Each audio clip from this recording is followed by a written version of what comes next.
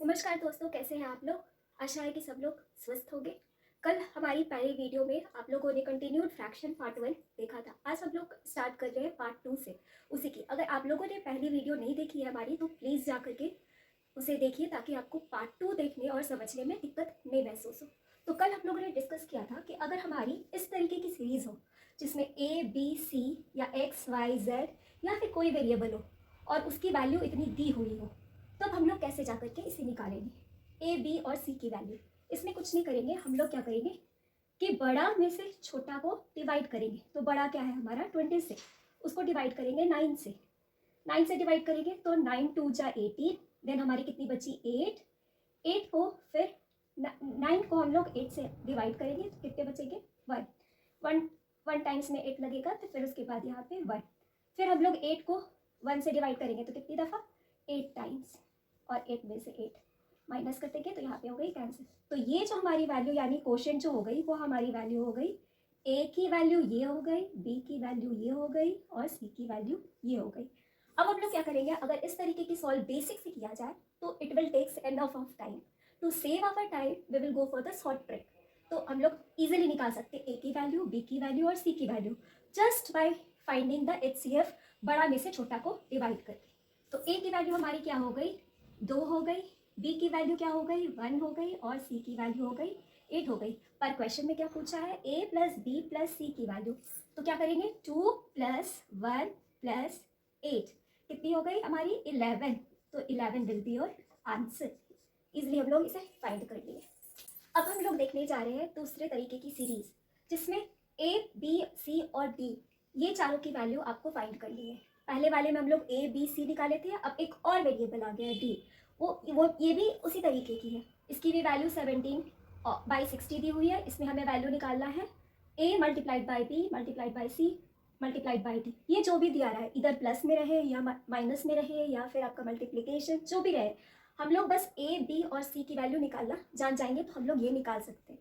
तब हम लोग देखेंगे कि उसी तरीके से कि ए बी सी ये सब वेरिएबल की वैल्यू कैसे निकाला जाए। कुछ नहीं करना है, वैसे ही HCF निकालनी है। बड़ा को डिवाइड करना है छोटा में से।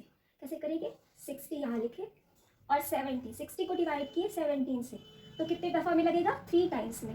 17 3 जा 51। 51 अब ये कितनी बची 9। 9 अब 9 को डिवाइड करेंगे कितने से 17 से, तो 9 1 जा 9, 1 टाइम्स में लगेगी। अब ये कितनी बची 8।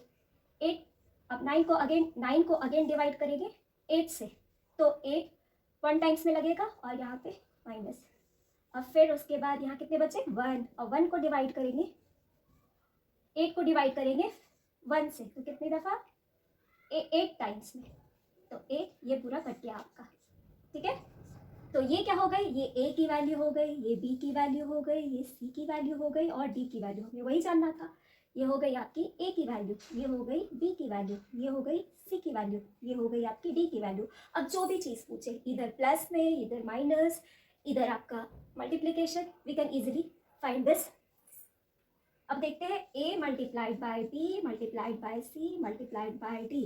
ए की वैल्यू मैंने कितनी निकाली 3, मल्टीप्लाइड बाय बी कितनी है 1, देन सी कितनी है 1, देन डी कितनी है आपकी 8, तो कितनी हो गई आपकी 24। तो हमारी जो पूछी थी इसकी वैल्यू, तो इसकी वैल्यू हो गई आपकी 24 इज योर आंसर। ओके, अब हम लोग देखने जा रहे हैं कि अगर यहाँ पे ए बी सी डी की जगह पे कुछ और रहे, जैसे 2b रहे 3c रहे, तब हम लोग 2b की वैल्यू 3c की वैल्यू ए की वैल्यू डी की वैल्यू कैसे निकालेंगे, तो वो हमें देखना है। जैसा कि हम लोग पहले देखे थे उसी तरीके से हम लोग HCF वाले मेथड से निकालना स्टार्ट करेंगे। बड़े में से छोटे को डिवाइड करेंगे। कैसे करेंगे, जैसे हम लोग HCF निकालते थे, तो अब देखेंगे 43 को डिवाइड करनी है कितनी से 30 से, तो 30 1 जा 30, 1 टाइम्स में लगेगा आपका, देन कितने बचे आपके 13। 13 को अगेन डिवाइड करेंगे किससे आपका 30 से, तो 13 2 जा कितने होते हैं 26। 26 30 में से 26 गया कितने बचे 4। अब यहाँ पे कितना अगेन करेंगे 13, ये वाली 13, 4 3 जा कितना हो जाएगा 12।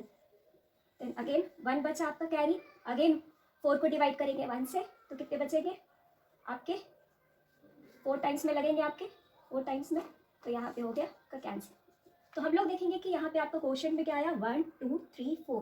तो ए की वैल्यू आपकी हो गई 1, देन 2b की वैल्यू हो गई आपकी 2, b की वैल्यू हो गई 2, देन 3c की वैल्यू कितनी हो गई 3, 3c की वैल्यू हो गई है होल की वैल्यू, और d की वैल्यू आपकी कितनी हो गई 4, दैट इज योर वैल्यू। अब यहाँ पे लिख लेते हैं हम लोग, a की वैल्यू कितनी हो गई 1, b की वैल्यू कितनी हो गई आपकी 2b की वैल्यू पूछा था, तो 2b की वैल्यू हो गई 2b की वैल्यू हो गई 2, तो b की वैल्यू कितनी हो गई आपकी, यहाँ से यहाँ कैंसिल आउट, b की वैल्यू कितनी हो गई 1, देन 3c की वैल्यू कितनी हो गई, 3c की वैल्यू 3 निकली थी हमने, 3c की वैल्यू 3, यानी c की वैल्यू आपकी कितनी हो गई 1, और d की वैल्यू आपकी कितनी हो गई 4 निकल के आ गई, d की वैल्यू 4। तो हम लोग किस में इंटरेस्टेड थे, we have to find the value of a b c और d में, जो कि हमारा वैल्यू निकल गया। अब हमसे क्या पूछ रहा है, a plus b plus c plus d की वैल्यू, तो पुट कर देंगे a plus b plus c plus d, a की वैल्यू 1, देन b की वैल्यू 1, देन c की वैल्यू 1 एंड d की वैल्यू 4। तो कितने आ जाएंगे 5 6 7, 7 will be your answer of this. Okay, तो वैसे तो हम लोग बेसिक मेथड से यहाँ से हम लोग नीचे से स्टार्ट करके बना सकते हैं, but it it's too tough and too time taking, उतने हमारे पास टाइम नहीं होते कॉम्पिटिशन्स में। अगर इस मेथड को फॉलो किया जाए तो we can easily solve this problems in just a second. इस तरीके की फ्रैक्शन में जिसमें यहाँ पे 1 1 नहीं हो, यहाँ पे कुछ अदर नंबर हो अदर दैन 1, तब हम लोग इस सीरीज़ को कैसे सॉल्व करेंगे। इस सीरीज़ में भी कुछ नहीं करना है, जैसे कि हमारी प्रीवियस पार्ट 1 में मैंने बताया था कि पहले 4 और 5 को ऐसे लिख लेते हैं, 4 और 5 को ऐसे लिख लेते हैं। अब यहाँ से चलते हैं